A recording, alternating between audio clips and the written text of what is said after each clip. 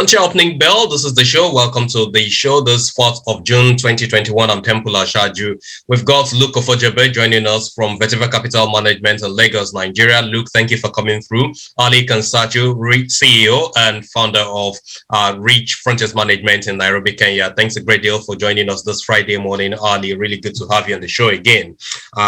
Let's tee off with the market as usual. Nigerian exchange was positive by some 17 basis points. The BRVM stock exchange also marginally up 0.08%. Egyptian stock exchange EGX30 was down actually by 65 basis points, 0.65%.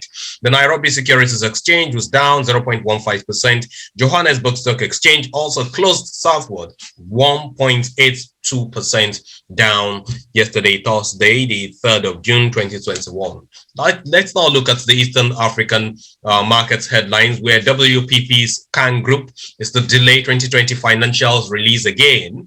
We've got 2.5 billion Kenyan shillings Mombasa LPG projects to benefit from IFC loan. The DSE in Tanzania suspends listed agri-based firm Jatu PLC for 2 months. Salam Bank in making is to raise 2 billion birr, starts operations in 5 months' time. Uganda inflation dips to 1.9% in May, all the way from 2.1% in the month of April. Some 200 basis points decrease there. Ali, let's hear your thoughts on these headlines. Yes, good morning, Temple. Good to be with you again. Let me first start with WPP Scan Group. This has caused a lot of concern in the markets. They've delayed their financial full year 2020 results. This is the second delay. The first one was announced a few months ago, and then yesterday they announced a further delay. As you probably know, they suspended the founder, entrepreneur, and chief executive officer and the chief financial officer whilst they look at the balance sheet. Accusations have been flying around, and there's plenty of concern as to what is going to finally come out. Scan Group was the first media business outside Nation Media and Standard Group, first advertising business to be listed at the stock exchange. I think that was in 2006. Subsequently, WPP, during the time of Sir Martin Sorrell, took a majority stake. Sorrell obviously has left WPP, and we've currently reached this kind of impasse as we wait for further information, but obviously it's not helpful for the share price. 2.5 billion shilling LPG in Mombasa. This is interesting in many different contexts. Obviously, the country is trying to put more people on gas. There is strong gas demand. You will recall that the Tanzanian president visited Kenya a few weeks ago, and there is a tremendous gas resource on the southern border of Tanzania, quite close to Cabo Delgado in Mozambique, where there's another very big gas resource. And the idea was that Tanzania would be supplying Kenya with gas from southern Tanzania. So, this might be one of the pieces in the jigsaw puzzle to put everything together. So a positive step there. If I can jump to Salam Bank, this is the bank, very iconic lady who's looking to create a mortgage bank in Ethiopia. Obviously, there is from 100 million population. There's a lot of demand for housing. This would be the first specialist mortgage bank in Ethiopia, so it's significant development and significant in the context of Ethiopia trying now to open up and develop its capital markets. Finally, Uganda inflation dipping to 1.9%, relatively benign. Uganda's strong agri-economy keeping a lid on prices because of food supply. And of course, the IMF stepped up this week with the facility for the Ugandan government as well, which should support the recovery as we move forward. Thanks a great deal, Ali, for those comments there. Luke, any thoughts on any of the East African headlines before you? Ugandan inflation, which dropped recently. So in our view, is this the main? Can you hear me clearly? Sorry. Yes, please go on. Just speak up a little. Okay. Yeah. So for the Ugandan inflation, I mean, it dropped recently, and this was mainly due to still um, this was due to low levels of demand in the country, even though right now we are seeing, increases in commodity prices, um, especially for crude, which has recently rallied to about $70 per barrel. That's for Brent price. We're also seeing, increases in other commodities as well. And typically, you should expect that to impact the general price levels in Uganda. But that has not been the case because level of demand is still relatively low, even though we've seen some improvements since the pandemic started in June last year. But relative to 2019 levels, you can tell that levels of demand in the country is still relatively low. So as a result of that, we are not seeing that pass-through effects of rises in commodity prices on the general price levels in Uganda. Right, and thanks a great deal. Thank you so much, Luke, for those comments there. On the show this morning, we've got Bosin Emefiele also joining us, our executive editor here at Frontier Africa Reports. Bosin, thanks a great deal for coming through. Would you like to have a go with any of the headlines in Eastern African headline before we move to West Africa? Let me start with my region. I defer to Ali and others on East Africa, on East Coast this morning. Let me take the West Coast. Okay, thank you for your generosity there. Let's move on to Western African headlines and, of course, that of Nigeria, where money and markets under Emefiele's 7 years at the Central Bank of Nigeria is at play at the moment. Nova Merchant Bank closes NGX day with some 10 billion naira bond listing. International Energy Insurance gets NICOM's approval to sell majority stake. Agri-tech startup Thrive Agri gets $1.5 million grants for 50,000 farmers. The Democratic Republic of Congo got, and of course, GridWorks Development together in $100 million solar hybrid electricity project. You have Mali raising 44 billion CFA franc at UEMOA markets. Let's hear your thoughts first, Bosin, on this West African and Nigerian markets headlines. Well, the central bank chief clocked 7 years in office yesterday, June 3rd. So we just brought it out. So we're just trying to sample opinion. Like right now, you're looking at Naira dollar at 500 on the street. Pound is about 700 and still climbing.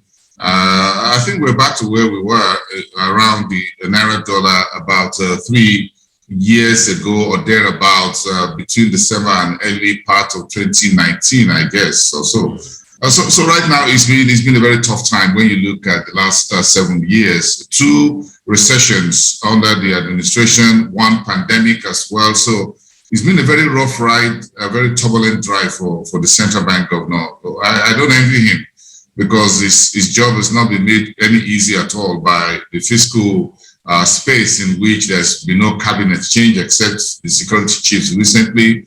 The entire economic managers remain in place. There's nothing really significant or as a game changer taking place since the administration's second term and all of that. We're seeing a few things right now, maybe with the Economic Advisory Council, perhaps 6 years into this administration, 2 years to another election, the country is swamped with insecurity. That insecurity now takes more budgets and more of our budgetary vote than education, healthcare, medicine, social infrastructure, and what have you. And the door started closing in right now on the government. Now I'm seeing a few things on the news wire about these 10 million, 2 million, whatever jobs being worked out with the private sector, calling Dangote, Boa Cement, and a few others into the room. This should have happened 3, 4, 5, 6 years ago. The very good handshake you need with the private sector to help us create jobs locally, create exports that will help us get out of this morass of kind of FX, whatever. Folks can't get their money out of the market. Investors see their whatever little you're making right now, whether it's on bonds, fixed income, or on equities, has gone down the drain with exchange rate and inflation. So you are reduced to almost zero.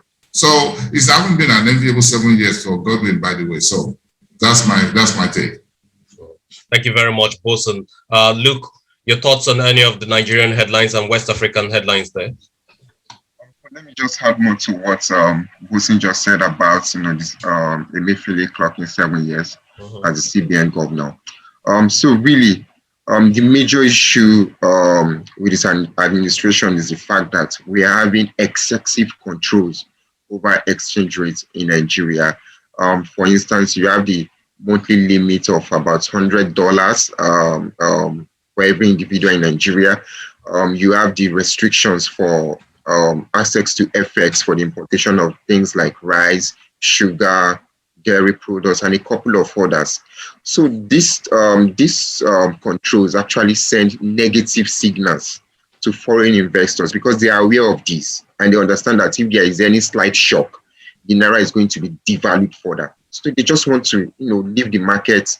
And even since last year, a number of them are still stranded, and that's why we are not even seeing them actively participate in the equity market. Yes, the equity market was up about 40% last year, but that wasn't driven by fundamentals. That was mainly driven by the dynamics we are seeing in the fixed income space, where Emefiele, cut rates to very low levels. We saw 1 year TB rates was around 0.5%. So it made no sense for investors to keep their money in the fixed income market. That was why we saw that, drastic inflows into the equity market. But guess what now? Because we've started seeing increases in rates, a number of these investors are now leaving the equity space. And from the things we've seen so far, the reality is that we might not see any upside in the equity market for the next 2 years because the foreign investors are not showing any interest of coming back. Even in the fixed income space, we are not seeing any fresh investment inflows into that space because of this foreign exchange crisis that CBN is just looking for unorthodox ways to manage. In my view, if we really want to get this right, if we really want to have foreign investors come back into the market, let the CBN solely focus on its mandate of ensuring that there is price stability in the country, also ensuring that to some extent the exchange rates reflects current market forces. Don't try to be the CBN governor. At the same time, you're trying to play the role of Minister of Finance. That's not your responsibility. Let the government address its own fiscal obligations. You shouldn't try to fix everything for the government. If you can get these things right, then in a way, the exchange rates can actually improve. Well, thank you very much, Luke. One of the responses that the central bank has always given to the development financing program that they've embarked on is that it is simply development financing, and that is part of the mandate of a central bank.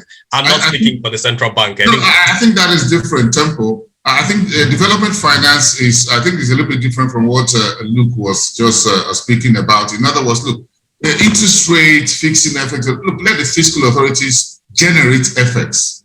What Luke is saying, look, do what is good for the markets. That's what he started telling the central bank and his governor and his team to do. And let the fiscal authorities handle the fiscal balance, the trade deficit, blah, blah, blah. Let them handle the balance of payment and whatever. Let the central bank do what is good for the market. What is trying to say, don't try to do the job of the central bank governor and at the same time do the job of the Minister of Finance. The Treasury, as Ali will agree, the Treasury has its own job to do. Let them go ahead and do it. Let the central bank stay within its own mandate. And let's see what happens to the fiscal authorities. What he's trying to say is that, look, the monetary authorities have tried to spoon feed or try to carry the fiscal authorities along, try to say, well, let us just go there. And the other way is getting muddled up in the manner of speaking. The whole monetary space is getting a bit trampled on because you have an unwilling fiscal authorities and a willing monetary authority. So let everybody do their job and run at the same speed that they ought to run. Carrying the fiscal authorities on the shoulder by monetary authorities seems to have created more problems. Sorry, Ali. You're trying to drag Ali into this. No, but it's good to have a robust debate, and I think the points are well made both by Bas and by Luke. And really, I think it's my view of these things is if we don't deal with them at the right and appropriate time, these problems will deal with us at a time that's appropriate to the problem, and that's what worries me. Many thanks, Ali, for that addition there. Let's move on to the Southern African markets.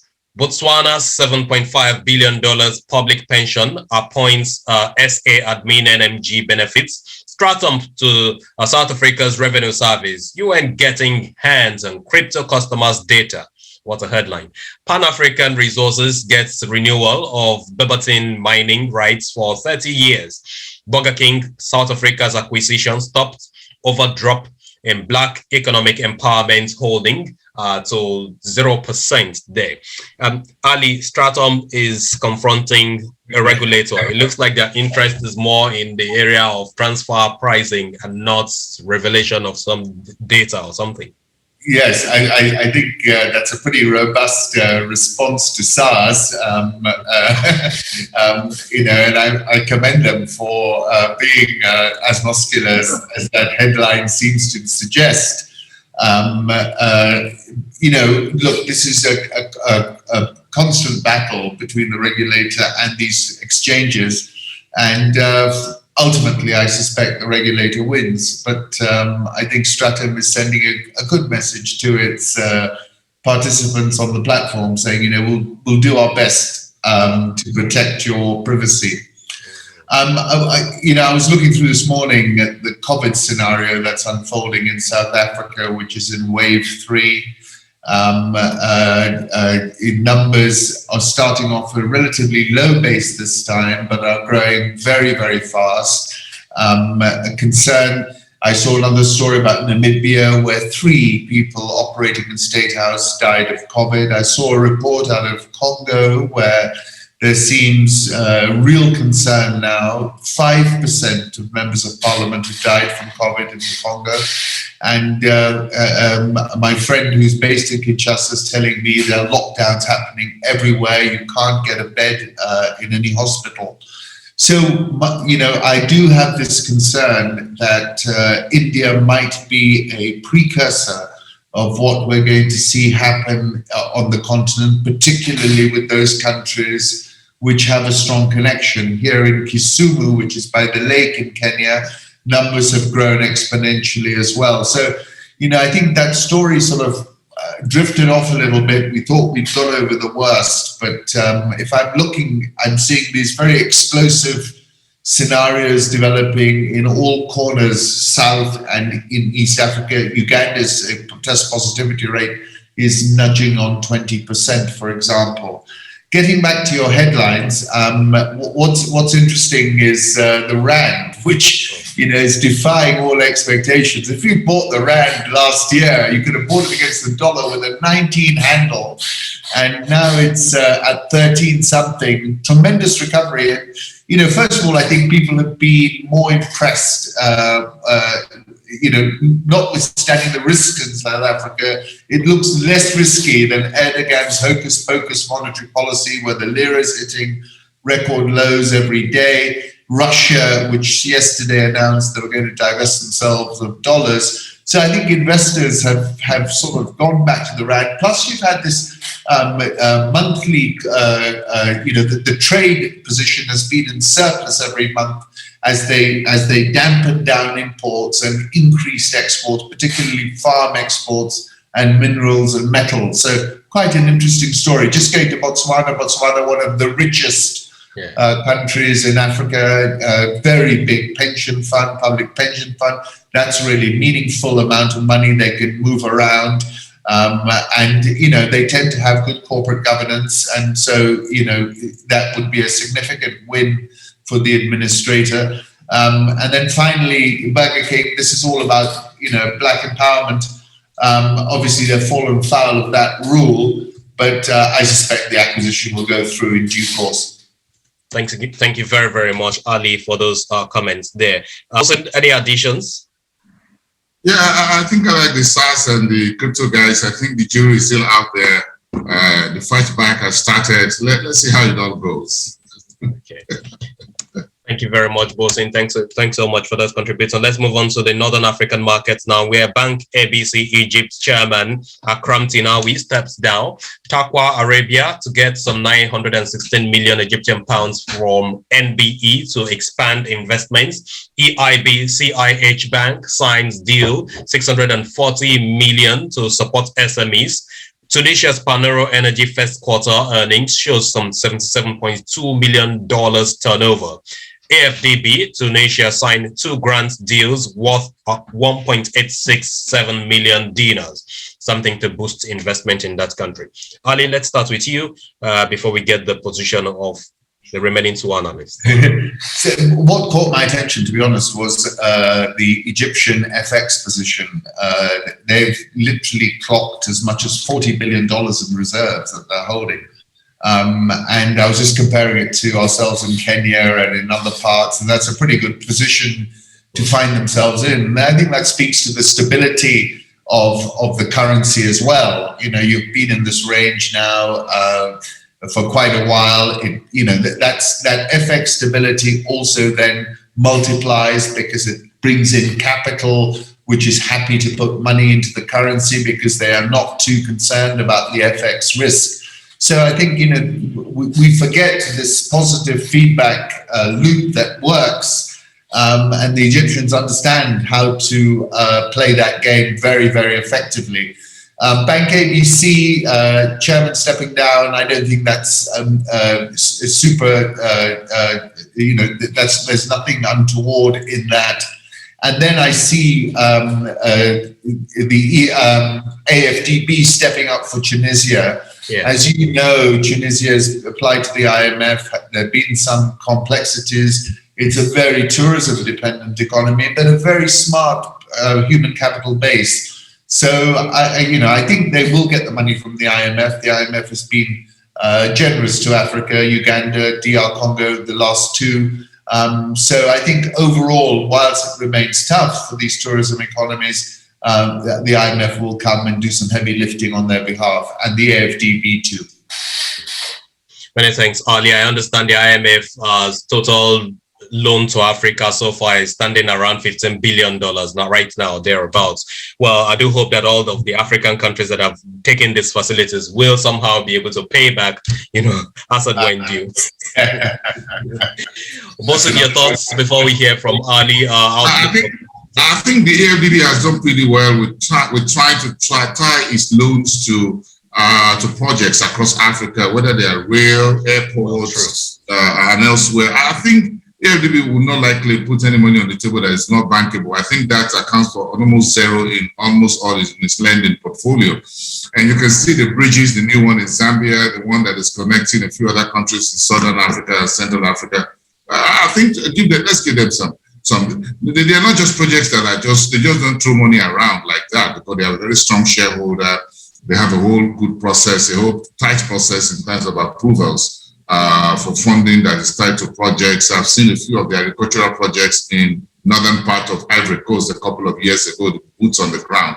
You can see the results coming. So I think give it to the AfDB and its subsidiaries. Thank you very much, Bosun. Luke, any thoughts here? At least some outlook for the markets today, and then a review of the week or thereabouts as well. As regards the Nigerian equity market, in the last few weeks, we've seen more of negative sentiment across all sectors. Say for the oil and gas sector, the banking sector has been down, industrial goods as well. Same goes for consumer goods. And for the rest of this month, we expect to still see more of negative sentiment because investors are still, diverting funds from the equity space to the fixed income space. Given that, does that mean the H1 earnings that will start trickling in any moment from now will also be less exciting? So it's going to be mixed bag, really. So for companies in the real space, for consumer goods, industrial goods, we expect to see strong performance, given that Q2 last year was actually a very low base. So on that basis, we might see double-digit growth in revenue as well as bottom line for these companies. Right. Then for the banks, we do not think we'll see any significant improvement in their performance. We do not think we'll see any significant improvement in their performance, given that rates have risen, yes, but compared to 2019 levels, they are still at very low levels. So on that basis, apologies for that. So on that basis, we do not expect to see significant improvements in their performance. Let's also highlight the fact that foreign participation in the equity market is very low at the moment. Okay. So as a result of that, the pattern of trading we've seen in the equity market has been more of, has been short-term oriented. So when we see like small gains in the equity market, investors then start to take profits again. So on that basis, even in the second half of the year, when we expect improvements in corporate releases, we do not think we'll see material positive improvements in trading sentiment. Thank you very much, Luke, for that wonderful outlook that you've just given us. Really appreciate it. Thank you, gentlemen, for making this show a very good one and excellent show this morning, this Friday, the 4th of June, 2021. Really appreciate it. Luke Ofojebe from Vetiver Capital, thanks a great deal. Alikan Sachi from Rich Frontiers Management in Kenya, thank you so much. And of course, Bosin Omafaya, Executive Editor, I appreciate your analysis and insights on the program this morning. This has been Frontier Opening Bell, the very last edition for this week. I'm Temple Ashaju. We'll see you next time. Have a beautiful weekend ahead. Bye for now.